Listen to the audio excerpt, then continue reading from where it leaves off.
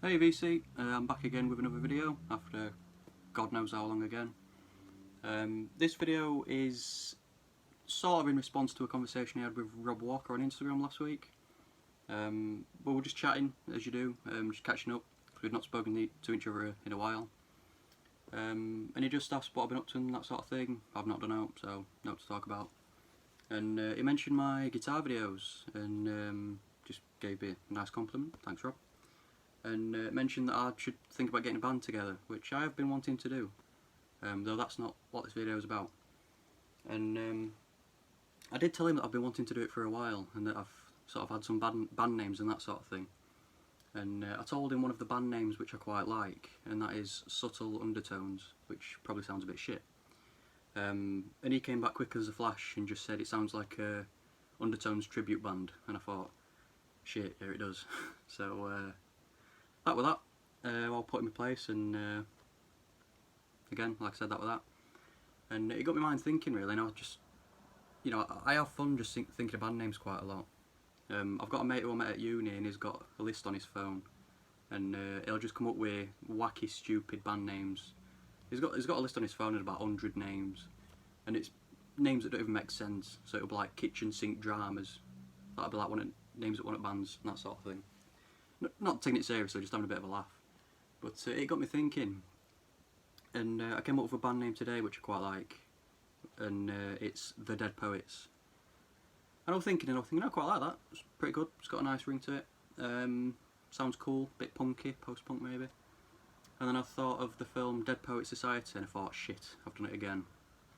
I've been derivative, and I've never even seen the film, never watched it. Well, never seen it. Don't even know who's in it, don't know what it's about, I just know the name Dead Poets Society. So it got me thinking,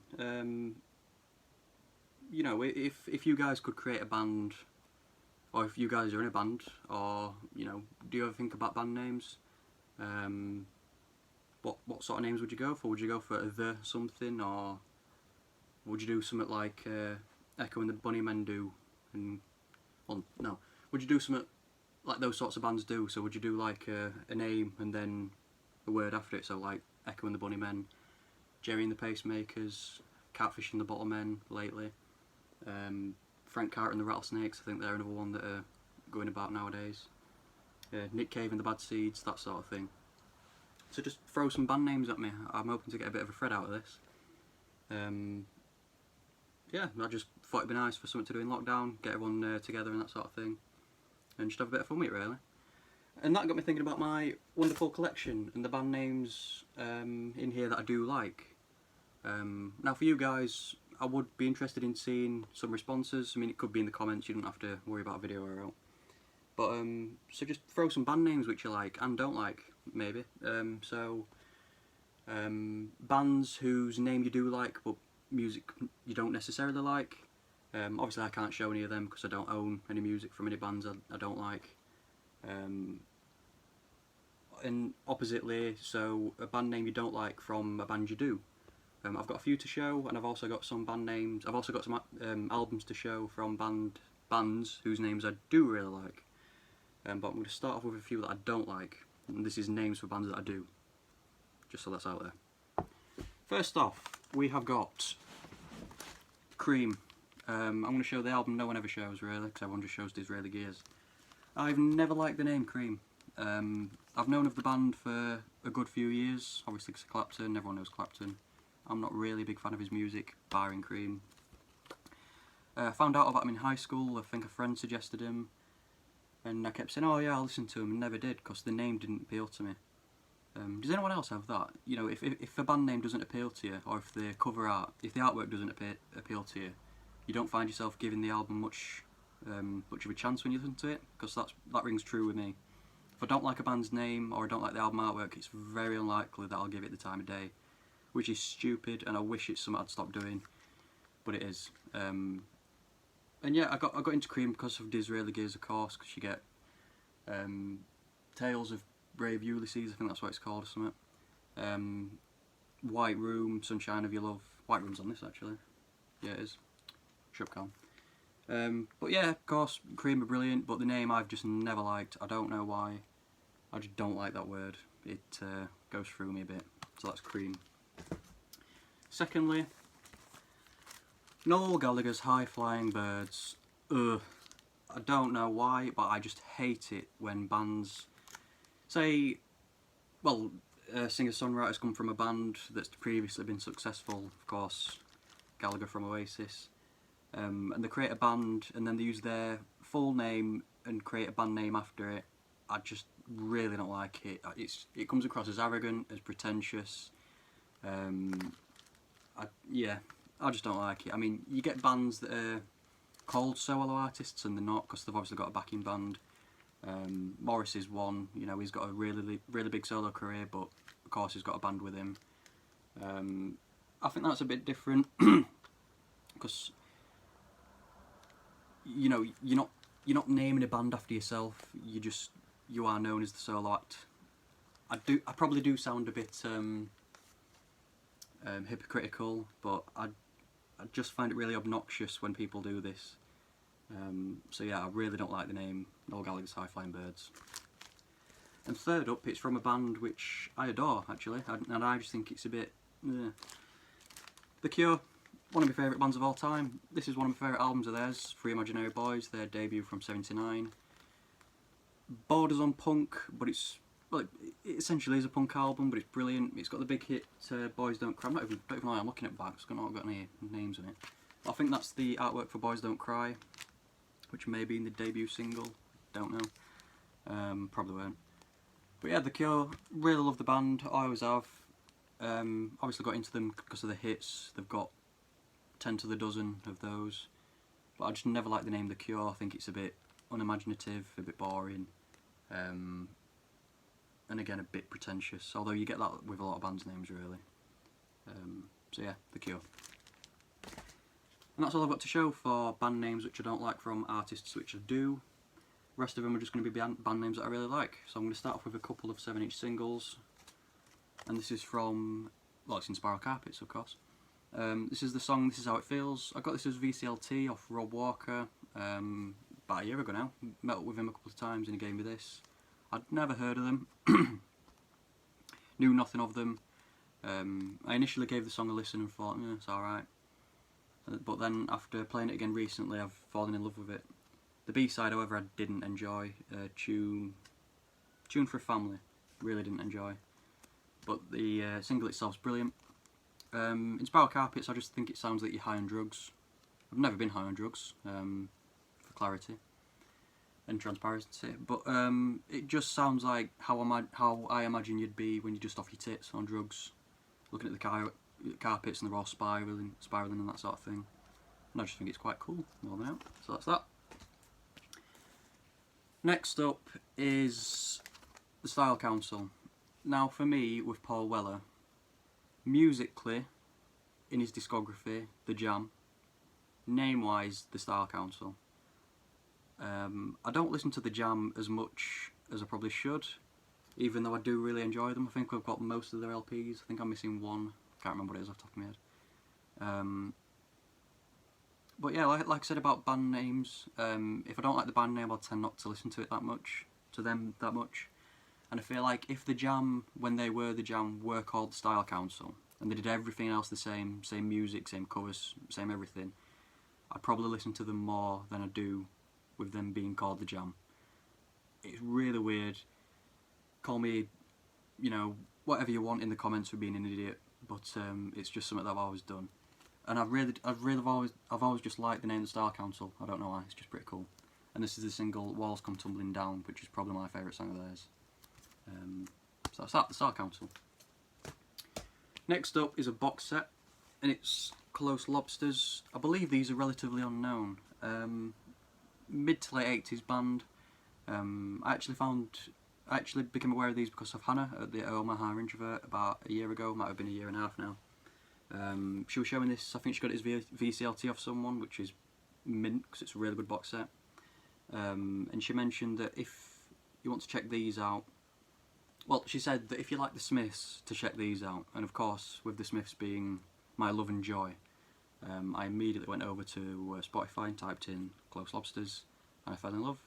Musically, they are essentially just the Smiths, but I hear a lot of the psychedelic furs in them as well, and I think that these guys influenced the Stone Roses a bit as well. I mean, these were just before the Stone Roses. I think their debut were '89. These guys' debut were '86, I think. And I do hear these in the Stone Roses a lot of the time.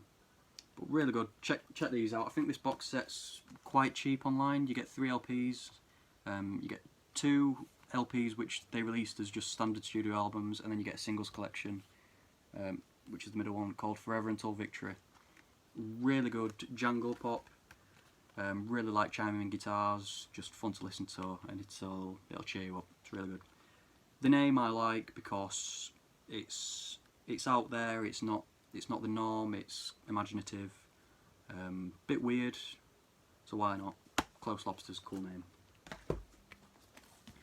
The Stranglers, punk band, mint band. Saw Hugh Cornwell last year in Leeds. I've always liked the name. Musically, they're a bit hit and miss for me in terms of the studio albums. This album I'm not a big fan of, if I'm honest. It's a bit too 80s for me. Mainly got it because it's got, you know, the biggest hit, Golden Brown, on it, which is probably the best song in my opinion. But I've always just liked the names, the Stranglers, so I've always made it a sort of mission to listen to them, if you like. And because of that, I've sort of found that I don't like them as much as I probably should. But I've always just loved the name the Stranglers. I don't know why. So that's that. Pardon me. Love this band and I love the name. The Velvet Underground. What a name.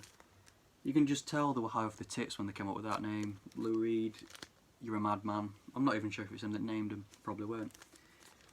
Always loved the name and I've loved the music. I actually bought this one out at Rough Trade in London last year. I've still got a sticker on it. I keep the shrink on when it's albums which don't have a gatefold. Don't know why.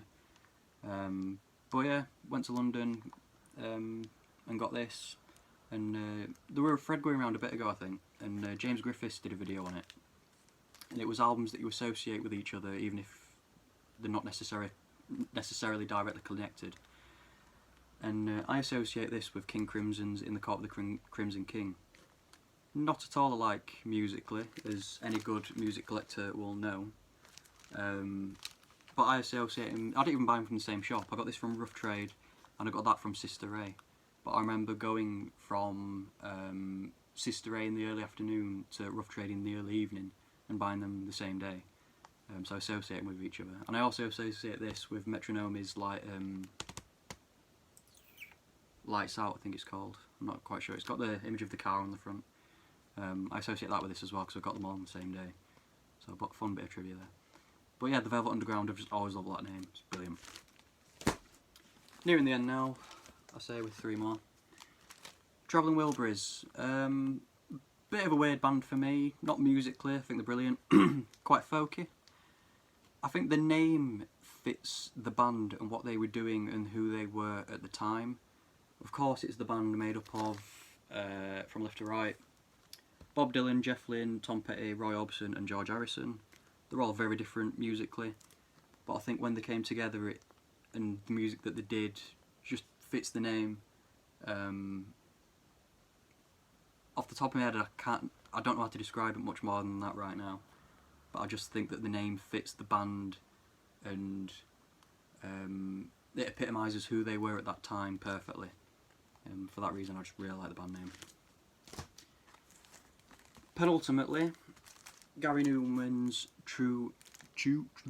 Tubeway Army. Always loved that name as well. I've known of Gary Newman since I was quite young.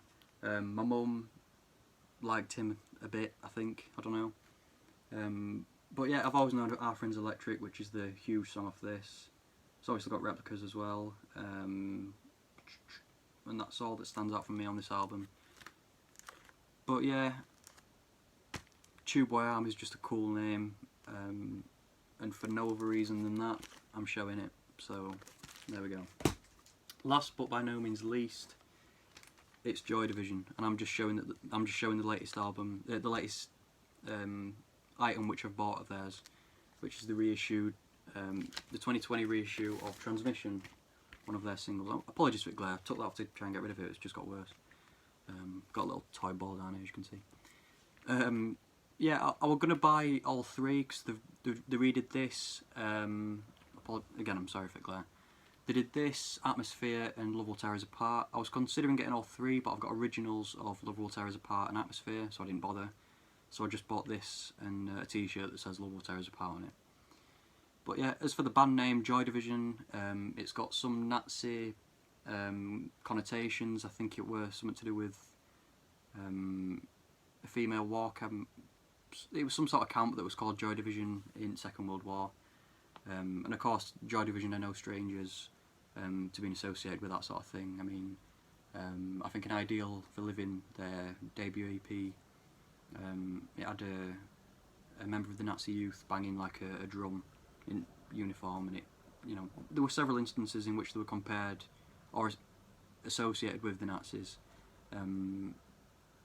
which I don't agree. I don't believe they're actual fascists, but they did sort of gravitate towards fascist imagery. Think of that what you will. But yeah, I've just always liked the name Joy Division, despite its fascisty connotation. I just think it's completely disregarding its connotations and what it actually was in Second World War. I just think the name Joy Division is quite cool, so that's why they're here. And that's that for this video. Like I said, feel free to jump on it. You don't have to make a video, although a video would be cool to watch. Just some band names, really. Band names that you do like from artists that you like, some band names that you do like from artists that you don't like, or even band names that you don't like from artists that you do like. Bit of a mouthful, innit? And yeah, just see what you come up with, and try to come up with some band names yourself as well, because I've told you mine, as rubbish or as pretentious as they are. Look forward to hearing from you all soon, and cheers for watching. Bye bye.